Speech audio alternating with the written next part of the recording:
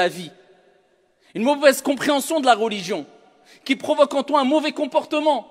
Parce que des gens, à force de penser à la mort, sont rentrés dans des dépressions. Et j'ai été témoin des gens qui me disaient, eh bien, je vis un repli sur moi-même, je stresse, j'angoisse parce que je pense qu'à la mort et il est toujours triste. Et non, c'est pour ça qu'on dit, les plus intelligents, ce ne sont pas ceux qui pensent beaucoup à la mort simplement, non, et qui s'y préparent, c'est-à-dire de manière convenable, conformément aux enseignements divins et prophétiques, avec intelligence, avec perspicacité, sans oublier sa part d'ici-bas, et en continuant à être épanoui tout au long de sa vie, en faisant des projets, en se projetant, mais toujours dans tous mes projets, je mets la mort devant moi. Donc cela me poussera à comprendre que tous les bienfaits que Dieu nous a donnés dans la vie d'ici-bas, les moments de joie, les moments tout ce qu'on peut vivre de bien et de bon, tous les projets que je peux faire, le commerce dans lequel je me suis lancé, le voyage que je veux entreprendre, la maison que je veux construire, tout cela est bon, il n'y a pas de problème. Par contre, eh bien, je mets toutes ces choses-là dans mes mains ou dans mes poches, peu importe, mais pas dans mon cœur. C'est-à-dire, ça ne doit pas provoquer de l'angoisse, du stress, des problèmes, des soucis. Non, c'est un bonus, c'est un plus.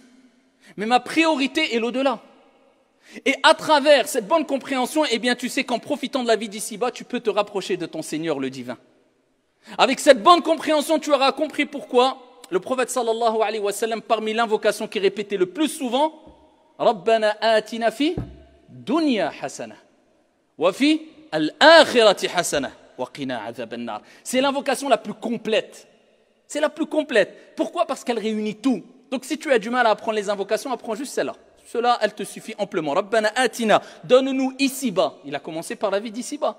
Parce que la vie d'ici-bas, tu as droit d'en profiter à partir du moment où elle te permet de vivre épanoui et de te rapprocher de Dieu. Pas besoin de dire j'abandonne complètement la vie d'ici-bas. Mais attention, devant toi, il y a toujours al-maut, la mort.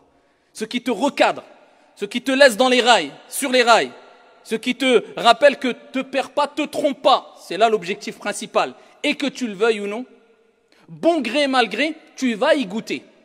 Donc cette belle maison, cette richesse que tu as, sache que tu ne l'emporteras pas avec toi.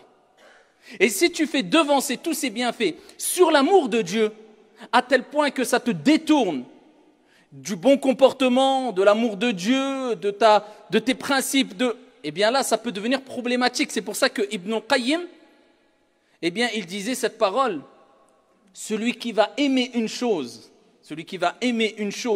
à tel point que il va abandonner son au-delà, il va aimer cette chose plus que Dieu, dans le sens, il dit ça dans le sens qui est que la personne, tellement qu'elle va aimer cette chose-là, ça va le détourner de l'au-delà, de la préparation à l'au-delà, de l'amour de Dieu. Eh bien, cette chose va provoquer en lui 3 maux, 3 problèmes.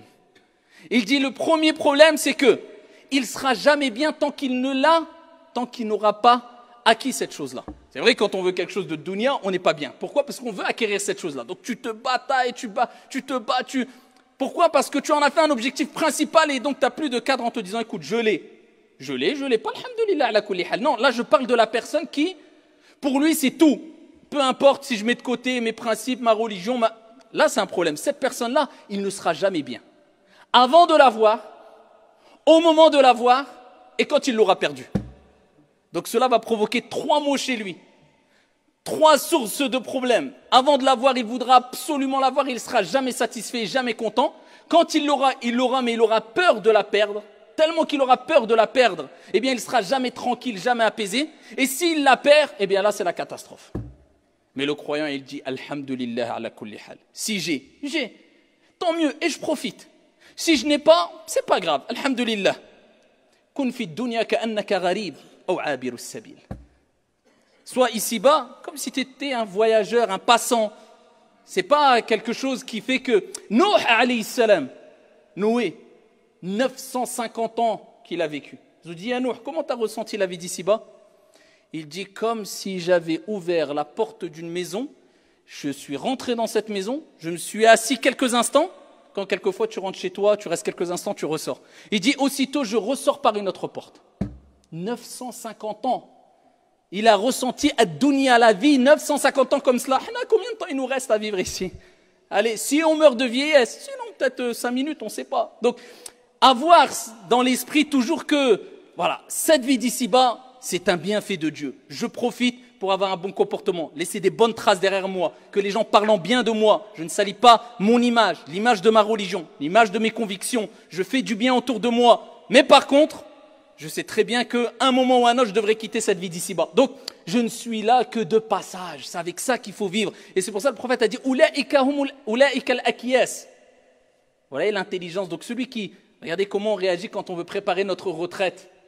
On est toujours, voilà, oui, mais si je ne travaille pas assez, je n'aurai pas ma retraite. Si je n'ai pas accumulé 30 ans de travail, 40 ans, j'aurai...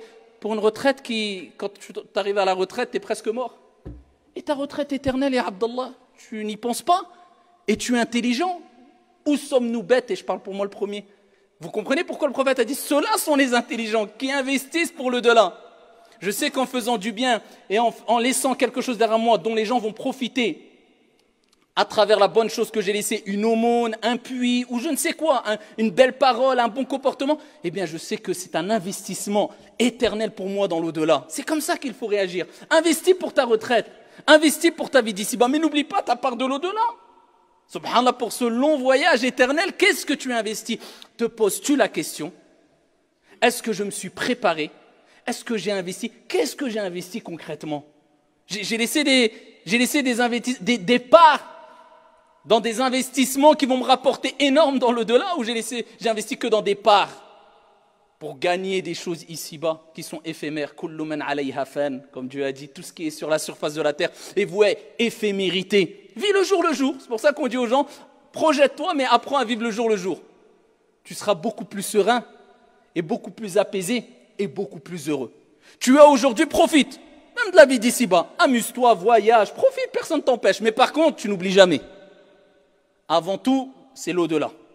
Le reste, c'est des options. C'est une option. Si je l'ai, je l'ai pas, je l'ai pas. Alhamdulillah ala kulli hal. Et ainsi, tu vivras toujours avec ce qu'on appelle al-qana'a. Alhamdulillah, la suffisance. Et voilà pourquoi le prophète insistait avec ce mot qui était « préparez-vous ». Un jour, le prophète sallallahu alayhi wa sallam, kama fi sahih, il était avec Sahaba, posté au pied d'une tombe, une personne était enterrée là,